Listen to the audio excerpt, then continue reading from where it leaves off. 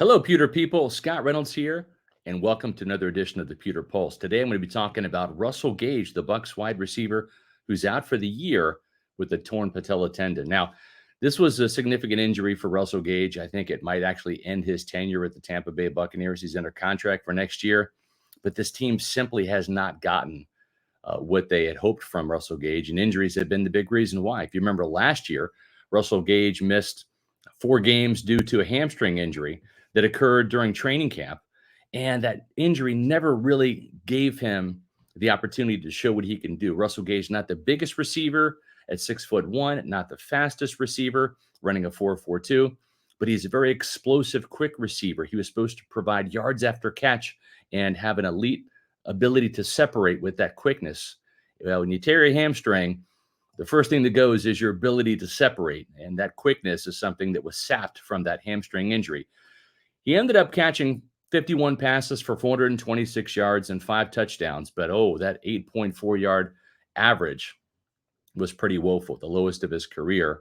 And it forced the team to go to Russell Gage and prompt them to take a $3 million pay cut this year to stay on the team. He did that, and the team had high hopes. But the problem is he re-injured that hamstring. It missed all of the OTAs, the Bucs mini camp, as well as the first week of training camp before he got back into action. Now, Gage did have a standout practice or two, but nowhere close to what Trey Palmer has been able to do. That's right. The rookie 6th-round pick for the Buccaneers has lit it up ever since he stepped foot out there on the Bucs practice field during the rookie minicamp. Had a very good offseason, and then has taken training camp by storm with several big plays down the field.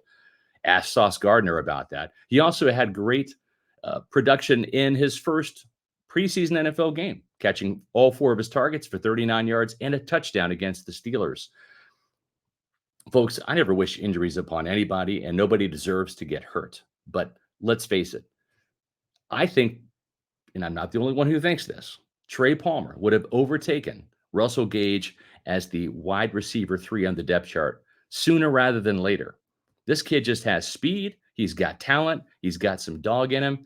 And I believe that the Russell Gage injury might actually be a blessing in disguise, because for every rep they would trot Gage out there onto the field, it would take a rep away from Palmer to where he could grow and learn and accelerate that learning curve. So now I think Trey Palmer is going to end up being wide receiver 3 for the Buccaneers behind Mike Evans and Chris Godwin.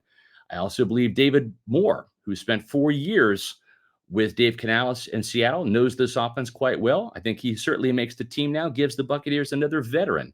He's got 13 touchdowns in the NFL and a healthy 14.8-yard receiving average. We saw what he could do after the catch against the Steelers on a nice 38-yard catch and run.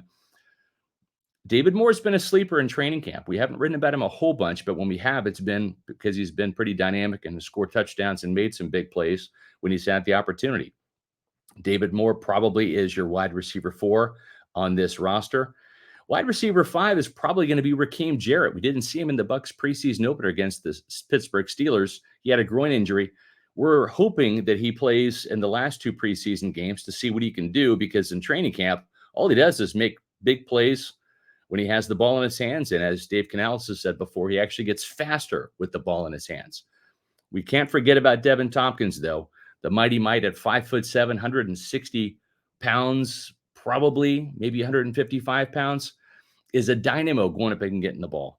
He plays bigger than his size would indicate, and he will probably be the return specialist again for Tampa Bay. He can do punts, he can do kickoffs, and you can use him as a kind of a gimmick and gadget player on offense. I think Dave Canales is going to have fun finding ways to get him the ball in space. And Jarrett Tompkins, not big enough to be that every down wide receiver 3, but I think it's in good hands with Trey Palmer. I really do.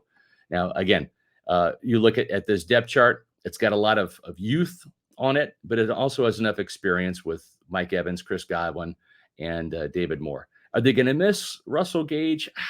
I really can't say with authority that he was going to be any more productive this year than he was last year. It's unfortunate, but he's proven to be an injury-prone type player. Sometimes that happens. It happened with J.R. Sweezy, one of those Jason Light signings several years ago, with the guard from Seattle just got hurt, injured his back, and never lived up to his promise. It happened again with Carl Nix who was a victim of MRSA after signing from the Saints under the Mark Dominic era. He got off to a great start with the Buccaneers offensive line, got MRSA on his toe. That ended up ending his NFL career. Sometimes the big name signings just don't work out, and I think that's the case with Russell Gage. Let me know what you think in the comments below. Do you agree or disagree? And give me a thumbs up. Like this video if you did like it. If you didn't like it, well, then just don't give me a thumbs down. But make sure that you're subscribing to Pewter Report TV for more Pewter Pulse episodes and other great Bucs video content. That's our YouTube channel, Pewter Report TV. And I'll be back soon for another edition of the Pewter Pulse.